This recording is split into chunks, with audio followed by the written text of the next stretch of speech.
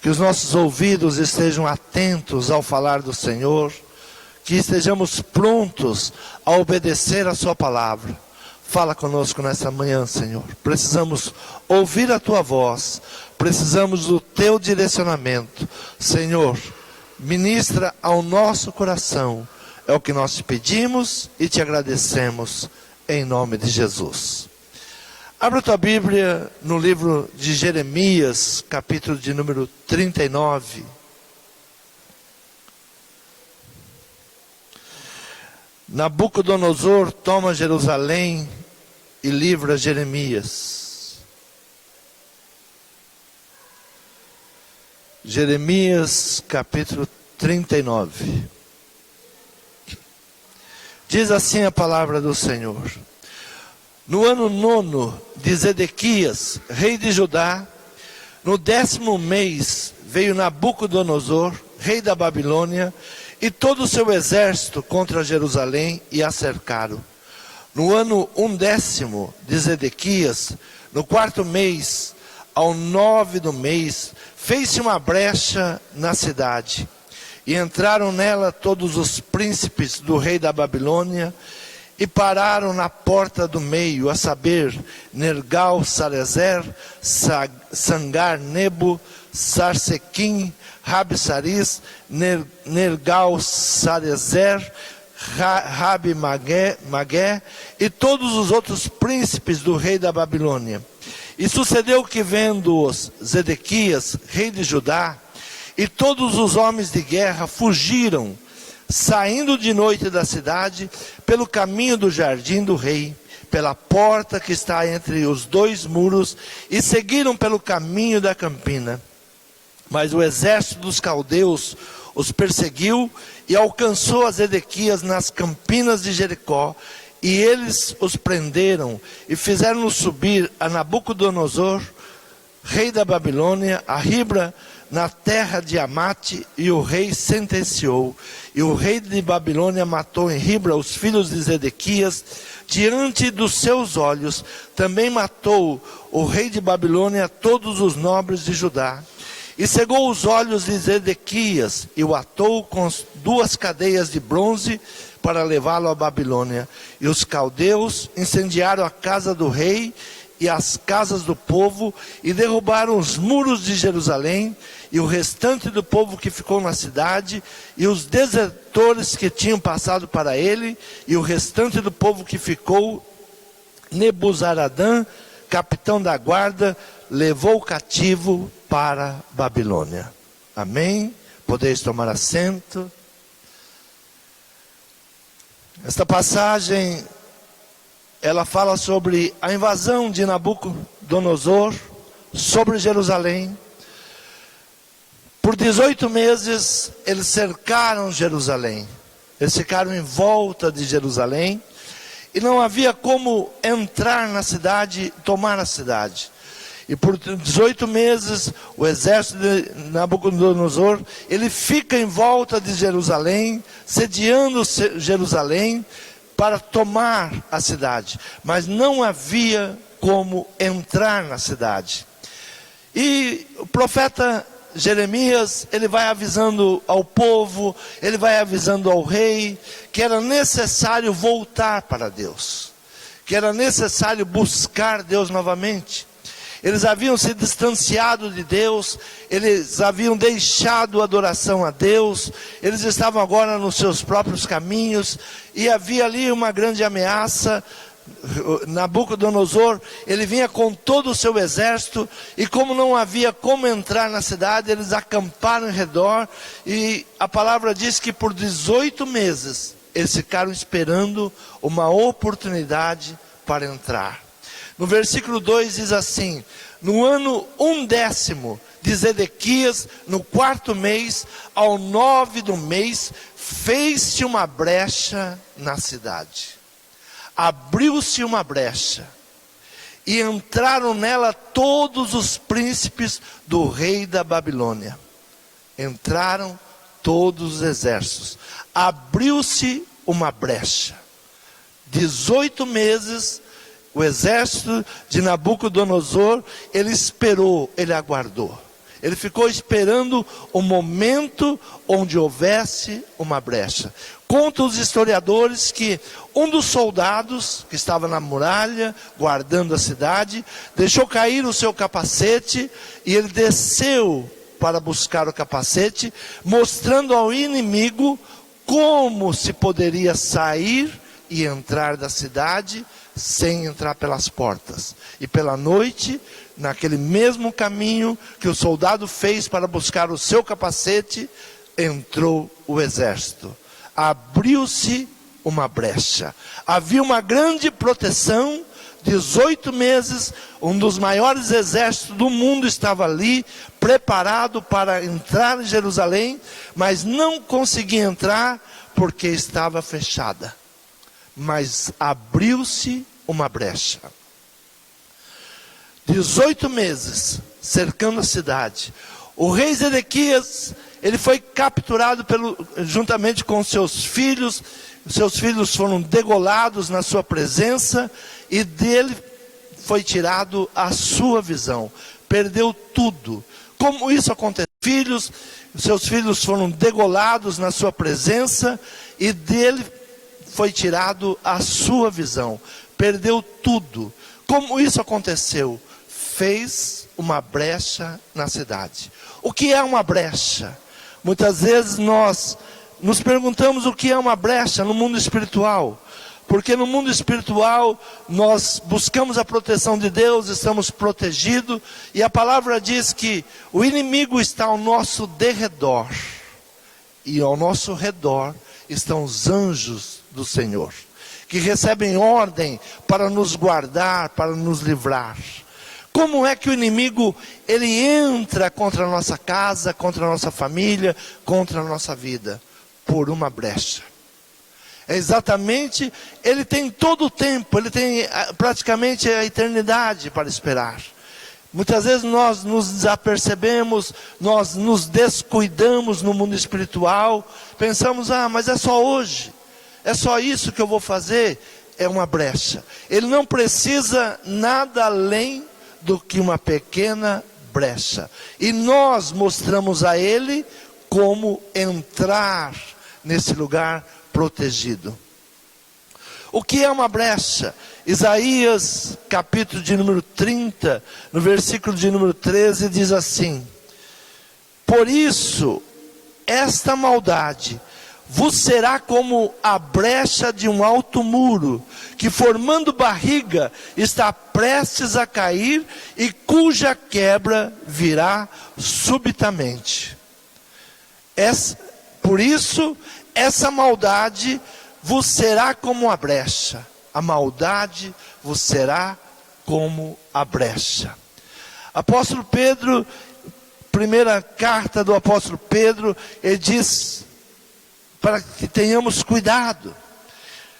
Capítulo 5, versículo 8, ele diz assim: sede sóbrios, vigiai, porque o diabo, vosso adversário, anda em derredor, como leão bramando, buscando a quem possa tragar. Seja sóbrio, vigia, porque o diabo, nosso adversário, ele está ao nosso derredor, tentando destruir, tentando entrar. Devemos sondar os nossos sentimentos, os nossos pensamentos, a nossa alma. Se tiver brecha, nós temos que reparar essa brecha. O que é uma brecha? Isaías diz que essa maldade é uma barriga em um muro que está prestes a abrir uma brecha.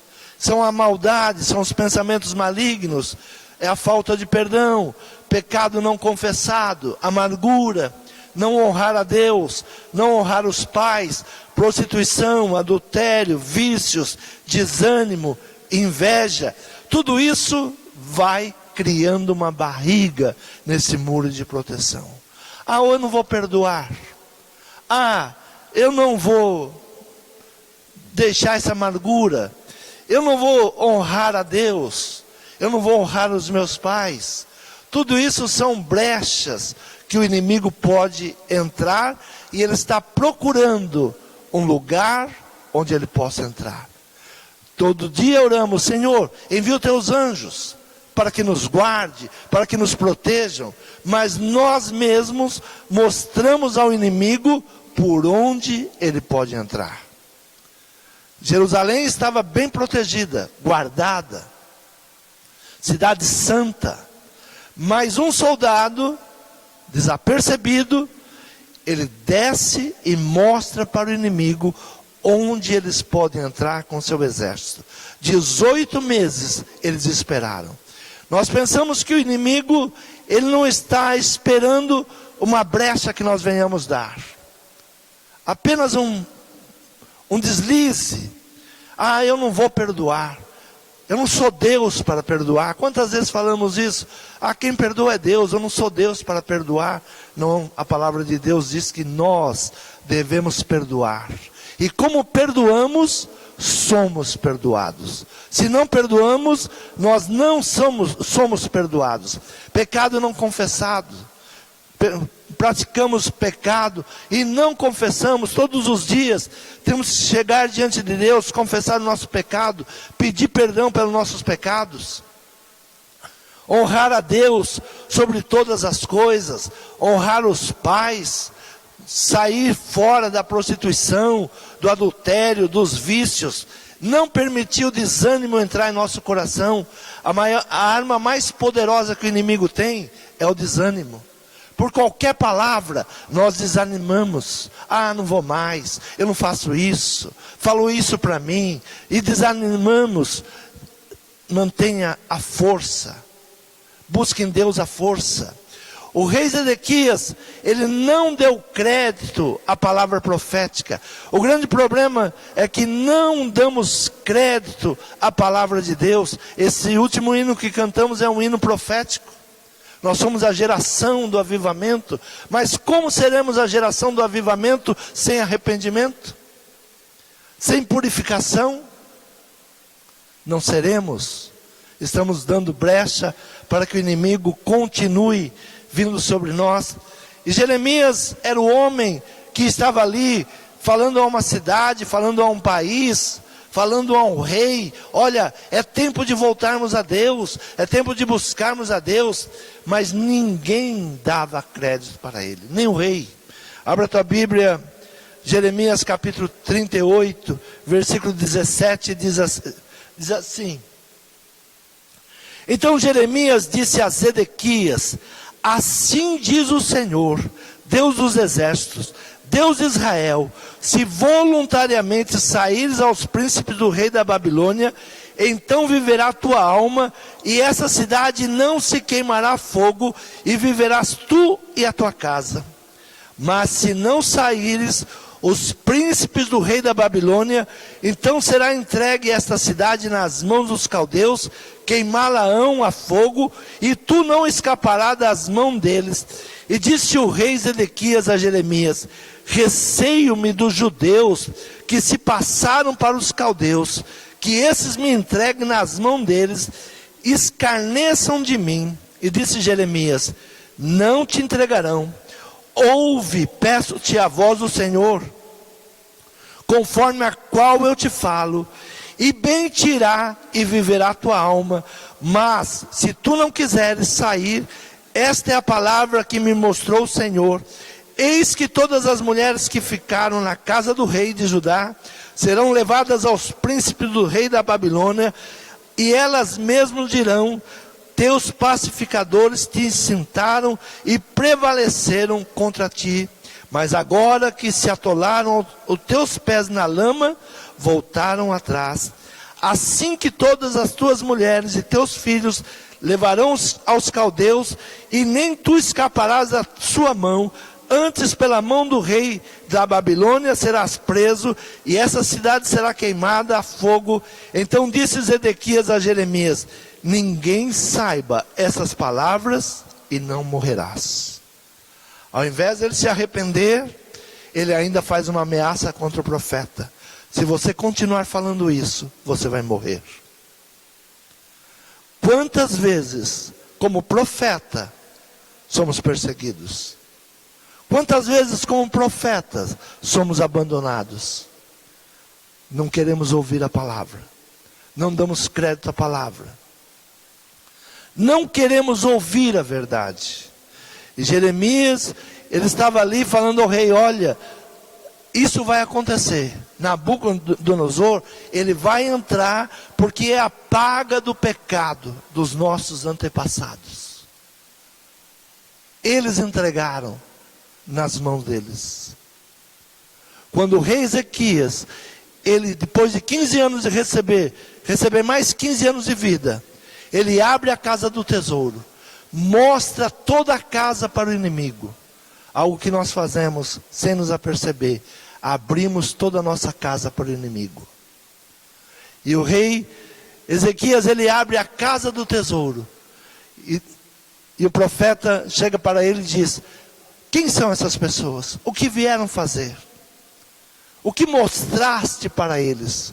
E ele diz, tudo eu mostrei. E Isaías diz, eles voltarão e levarão seus príncipes. Essa palavra estava se cumprindo por um pecado de 100 anos atrás. 100 anos, o rei Ezequias, desobedecendo a voz profética, ele abre a casa do tesouro, mostra todos os bens que Deus tinha dado, e desobedece a palavra do profeta. Desobedecer a palavra do profeta traz consequências. Desobedecer a palavra profética traz consequências. Eu sempre digo, Jeremias, ele chega para o rei e diz, assim diz o Senhor. Quando um profeta chega para mim e diz, assim diz o Senhor, eu tremo dos pés à cabeça, porque é Deus falando. O profeta está dizendo, eu não estou colocando nenhuma palavra minha, Deus disse isso. Está apenas repetindo o que Deus disse. Quando o profeta vem e disse, Deus mandou te dizer, eu já vou pensar, porque o profeta vai colocar muitas coisas que ele gostaria de falar. Mas quando o profeta vem e diz, assim diz o Senhor, porque a palavra do Senhor diz, ai daquele que acrescentar ou tirar algo daquilo que eu falei. Ai daquele profeta que acrescentar ou tirar aquilo que eu falei. Então quando o profeta vem e diz, assim diz o Senhor, há uma responsabilidade enorme sobre a vida dele, porque ele tem que falar o que Deus falou. E Jeremias, muitas vezes ele falou o que ele gostaria de falar, mas ele chega para o rei e diz, assim diz o Senhor, vai lá e se rende, porque há uma paga, há um pagamento, é uma profecia que está se cumprindo pela desobediência, você vai lá e se rende. Há uma ordem ao rei Nabucodonosor de tomar Jerusalém, mas eu estou no controle, Muitas vezes nós não sabemos que muitas coisas que estão acontecendo é permissão de Deus, mas Deus está no controle. Deus não permite que toque nos seus ungidos. Então a palavra, ela vem para que o povo pudesse mudar, para que pudesse sair daquela situação. O profeta Isaías, capítulo 58, ele dá uma palavra, diz assim, versículo 8, então romperá a tua luz como a alva, e a tua cura apressadamente brotará, e a tua justiça irá adiante de ti, e a glória do Senhor será a tua retaguarda. Então clamarás, e o Senhor te responderá. Gritarás, e Ele dirá, eis-me aqui. Se tirares do meio de ti o jugo, o estender do dedo, e o falar iniquamente, e se abrires a tua alma ao faminto, fartares a alma aflita, então a tua luz nascerá nas trevas, e a tua escuridão será como o meio-dia. E o Senhor te guiará continuamente, fartará a tua alma em lugares áridos, fortificará os teus ossos, e serás como um jardim regado, como um manancial, cujas águas nunca faltam. E os que de ti procederem, edificarão as antigas ruínas, e levantará os fundamentos de geração em geração, e chamar-te-ão reparador das roturas, e restaurador das veredas para morar. Se gritarmos ao Senhor, se clamarmos ao Senhor, se buscarmos ao Senhor, Ele muda toda e qualquer situação. A nossa geração será a geração que vai reparar as brechas. Os pecados que os nossos antepassados fizeram e que nós continuamos a fazer, trazendo maldição para a nova geração. Mas se voltarmos ao Senhor, então a tua luz será como a alva, a tua cura apressadamente brotará, e a tua justiça irá diante de ti, e a glória do Senhor será a sua retaguarda. O Senhor vai na tua retaguarda, o Senhor vai te amparando. Mas é um tempo de mudarmos, fechar as brechas.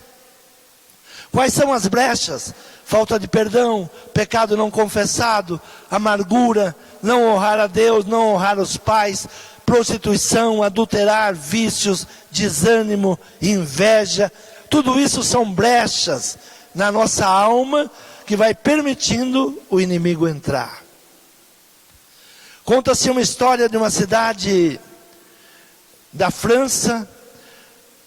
Ela estava cercada, Carcassonne, ela tem quase 3.000 anos essa cidade, e chegou um tempo, ela foi cercada por seus inimigos, e o mesmo processo que o rei Nabucodonosor fez, essa cidade francesa, ela sofreu, ela foi sitiada por vários meses, um exército acampou ao redor da cidade, nada entrava e nada saía.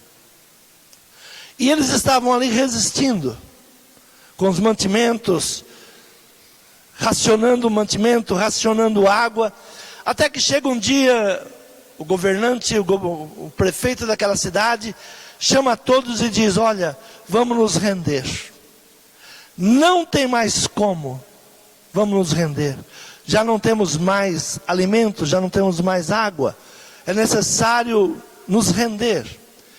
E uma senhora, uma velhinha, esquelética, pelo tempo ali, fazendo jejum para que sobrasse alimento para os demais, ela diz: não é hora para desanimar. E ela diz: traga-me uma vaca. Todos olharam, atônitos, aquela mulher: como vamos agora trazer uma vaca? Estamos agora dizendo que vamos nos render, e essa senhora chega agora, diz que não é hora de desanimar, e pede para que traga uma vaca, e ela diz: traga a melhor comida que ainda sobrou, traga a melhor comida que ainda temos. E ela toma aquela vaca, começa a alimentar aquela vaca com o melhor que eles têm, e diz aos soldados: abram o portão e soltem a vaca. Eles abriram um portão com muito cuidado, para não ser invadidos, soltaram aquela vaca, e ela vai para fora, e aquele exército que estava ali esperando o momento, recolhe aquela vaca e diz: olha, escapou uma vaca deles, o que nós vamos fazer? É mais um alimento para que nós possamos permanecer aqui. Vamos matar a vaca e comer a vaca. E quando eles matam a vaca, vão abrir a vaca e ver que a vaca está bem alimentada, tem os melhores alimentos no seu estômago, e o capitão volta para os seus soldados e diz: é melhor desistirmos.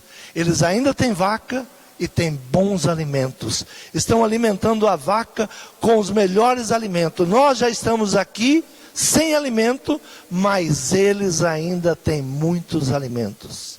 E com aquilo, aquele exército foi-se embora, e eles começaram a tocar os sinos.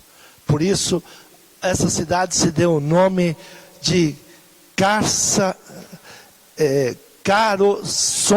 que quer dizer: toquem os sinos, toquem os sinos. Carcassonne, toquem os sinos, se alegrem, porque o inimigo foi embora. Assim, nós temos que aprender a resistir. Após resistir por muito tempo, eles estavam agora sem nada, mas aquela senhora chegou e ordenou: vamos soltar a vaca. O inimigo, ao capturar aquela vaca, ele diz: olha, eles têm vaca e ainda tem muito alimento. Resolveram então ir embora. O inimigo, diante do que viu, pensou: vai ser difícil vencê-los. Eles têm muito alimento e ainda vai resistir por muito tempo. Temos que saber que o inimigo, ele está à espreita. O inimigo, ele está sempre esperando uma oportunidade. Se nós começarmos a declarar derrota, se nós começarmos a nos amedrontar, se nós começarmos a dizer que não vai ter saída, nós vamos perder. Apóstolo Paulo, segunda carta aos Coríntios, capítulo 2, versículo 10 e 11, ele diz assim: e a quem perdoardes alguma coisa, também eu, porque se eu também perdoei alguma coisa, a quem perdoei por amor de vós, o fiz na presença de Cristo, para que não sejamos sobrepujados por Satanás, porque não ignoramos os seus ardis. Apóstolo Paulo, ele diz: olha, é o momento de nos perdoarmos. É o momento de eu perdoar vocês e vocês me perdoarem. Sabem por quê? Porque o inimigo, ele está esperando. O inimigo está esperando uma brecha para entrar. E a falta de perdão é uma porta aberta. É um caminho aberto para ele entrar. Não ignoramos, não sejamos ignorantes, que o inimigo, ele está esperando para entrar. Por isso, esta mulher, ela nos dá um grande ensinamento. Está triste, levantou triste. Tem dia que nós levantamos tristes, com os problemas, com as necessidades. Ao invés de chorar, comece a cantar. Comece a cantar um louvor a Deus. Ao invés de lamentar pela situação, agradeça a Deus. Ao invés de murmurar, cante um louvor. Comece a cantar na sua casa. Comece a louvar a Deus. Comece a colocar hinos de louvor. O inimigo vai pensar: mas ela ainda está louvando, ele ainda está louvando. Eu não estou conseguindo, eu estou fazendo de tudo para derrubá-lo, para entristecer, mas ainda ele está cantando. Essa é a estratégia. Nós estamos numa guerra. O inimigo nos cercou. O inimigo está ao nosso derredor. Não vacile. Porque se abrir uma brecha, ele entra, ele leva os príncipes, ele leva as princesas, ele cega o rei, ele toma a cidade nas suas mãos, ele coloca fogo, porque ele entra para matar, roubar e destruir. Nós estamos numa guerra, não é tempo de estarmos despreocupados, não é tempo de estarmos achando que, de qualquer jeito. O mundo espiritual é uma guerra, e nós estamos cercados. O inimigo está ao nosso derredor, esperando o momento de entrar e nos atacar. Busque a proteção, mostre que você está com Deus, que Deus está com você. Se há tristeza, cante, cante. A palavra do Senhor diz que até a tristeza salta de alegria diante do Senhor. Até a tristeza tem que saltar de alegria. Senta, chora. Eu gosto muito quando Neemias, ele vai ver a cidade estava destruída. Ele se senta e chora. Mas ele se levanta e começa a reconstruir. Me aconteceu isso. Quantas vezes vem um problema tão difícil na nossa vida, que a vontade de sentar e chorar. Todos têm esse direito. Senta e chora. Chorou, levanta, volta ao trabalho. Volta a produzir. Se alegra novamente. Vai para a conquista. Eu gosto muito quando eu leio, e Neemias, ele pegou uma cavalgadura, andou pela cidade, sentou e chorou. Muitos fazem isso, sentam, choram e voltam para trás. Muitos sentam, choram e não se levantam mais. Neemias sentou, chorou e começou a reconstrução do muro. A proteção. Sem muro não há proteção. O inimigo entra o momento que ele quer. Uma cidade que não é protegida, qualquer um entra, qualquer um sai. Proteja a tua vida. Proteja a tua casa. Proteja a sua alma. Está com problema financeiro? Comece a louvar ao Senhor, comece a agradecer ao Senhor. Como é que nós conseguimos vencer os problemas? Crendo em Deus. O povo tinha sido levado para a Babilônia, ficou lá 70 anos. Um pecado que trouxe 70 anos de escravidão. Mas Deus não se esquece de você. Do que se queixa o ser vivente? Se queixe dos seus próprios pecados. Do que eu me queixo? Dos próprios pecados que eu cometi. Do que eu me queixo? Se você procurar pessoas culpadas pelo teu pecado, o diabo vai te apresentar 20 ou 30. Por isso que muitas pessoas estão enganadas pelo diabo. Eu estou desse jeito por causa do governo, eu estou desse jeito por causa da minha mãe, eu estou desse jeito por causa do meu marido, da minha esposa, do meu filho. Não, por causa dos seus pecados.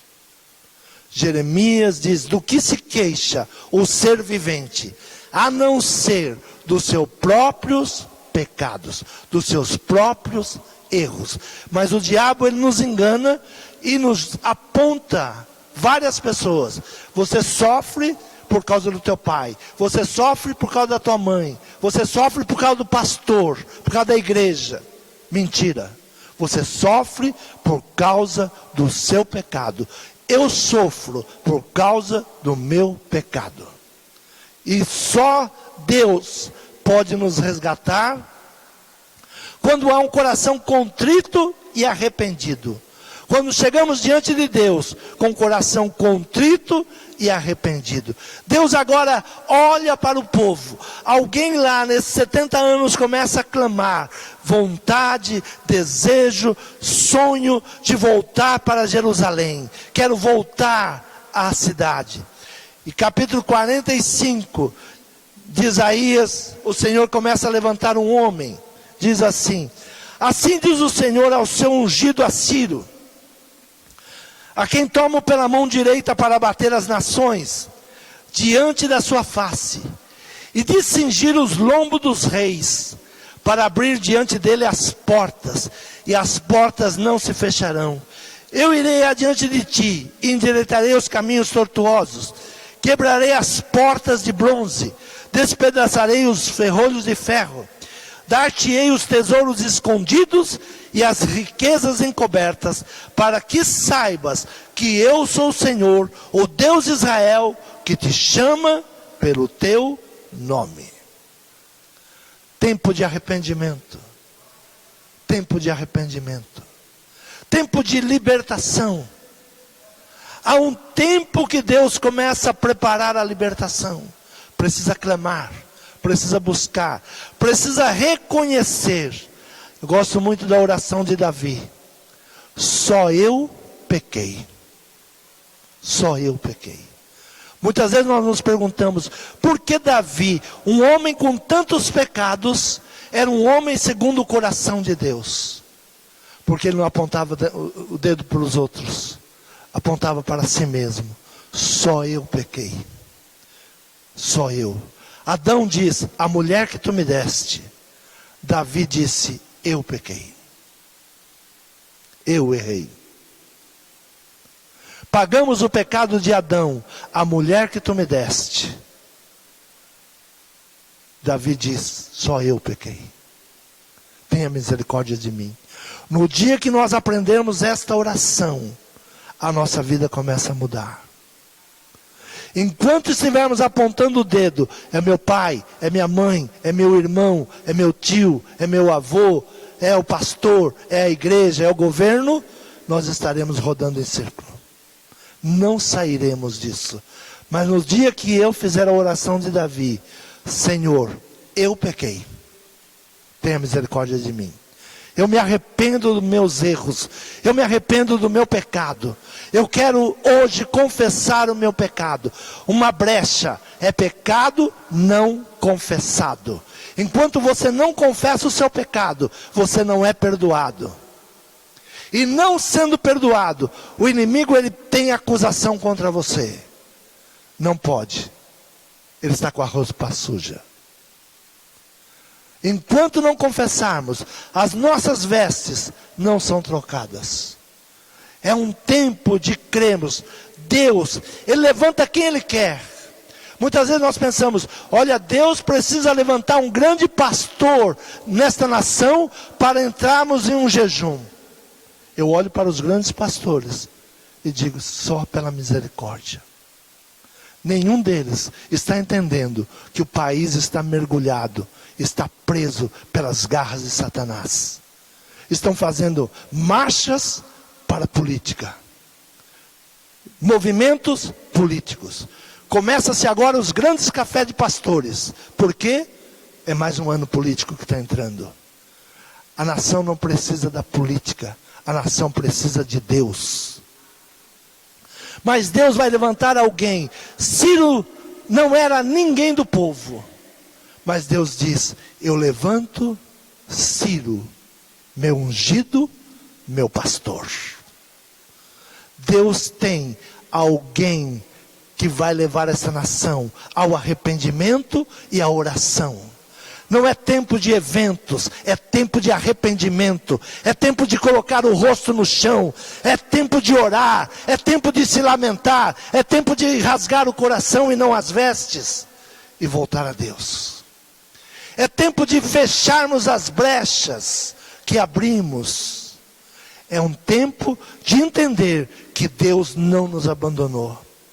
Assim diz o Senhor ao seu ungido. Ungido é separado. Alguém que foi separado para esse tempo. Ciro, a quem tomo pela mão para bater as nações diante da sua face e discernir os lombos dos reis, para abrir diante deles as portas, e as portas não se fecharão. Abrir, quebrar as correntes, onde o povo está preso, as mentiras. Eu irei adiante de ti, endireitarei os caminhos tortuosos, quebrarei as portas de bronze, despedaçarei os ferrolhos de ferro, dar-te-ei os tesouros escondidos, as riquezas encobertas, para que saibas que eu sou o Senhor, o Deus de Israel, que te chama pelo teu nome. Por amor do meu servo Jacó e de Israel, meu eleito, eu te chamei pelo teu nome, por o teu sobrenome, ainda que não me conhecesses. Ainda que não me conhecesses, eu te conhecia. E por isso eu vou te libertar. Por isso eu vou te levantar. Que o Senhor olhe para o Brasil. Que o Senhor olhe para a nossa casa. Que o Senhor olhe para a igreja. E o Senhor diga lá dos céus, é o tempo da libertação. E os tesouros escondidos, que nós não vemos, que nós não temos, venham às nossas mãos. Você crê nessa palavra? Diga, é manhã de fechar as brechas. Se coloque de pé.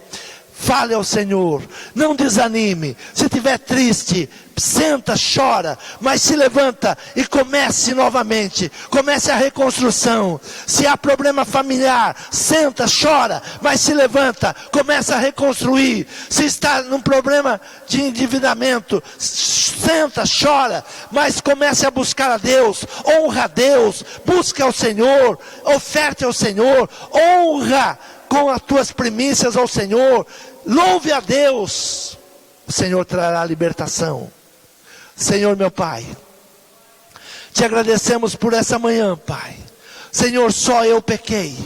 Só eu, Senhor, sou responsável por tudo aquilo que está acontecendo na minha vida. Abri brechas, Senhor, ensinei ao inimigo como ele teria acesso à minha alma, como ele teria acesso, Senhor, ao meu espírito e ao meu corpo, Senhor, e ele entra e sai a hora que ele quer. Mas, Senhor, nesta manhã, Pai, eu quero repreender todo mal. Nesta manhã, Senhor, eu quero me arrepender do meu pecado, Senhor, confessar o meu pecado. Se com a tua boca confessares, o Senhor é justo para te perdoar. Senhor, perdoa os nossos pecados, nos liberta, Senhor, tira os agrilhões que os inimigos estão colocando sobre essa nação, sobre a nossa casa, sobre a nossa família, sobre as nossas finanças. Senhor, é um tempo, Senhor, de buscarmos a tua face. Senhor, estamos adentrando o mês da pátria. Senhor, olhe por esta nação, olhe pelos nossos filhos, olhe, Senhor, pelas famílias dessa nação. Senhor, tenha misericórdia. Todo intento do inimigo, Senhor, caia por terra. Senhor, é o que nós te pedimos e te agradecemos em nome de Jesus. Amém. Quantos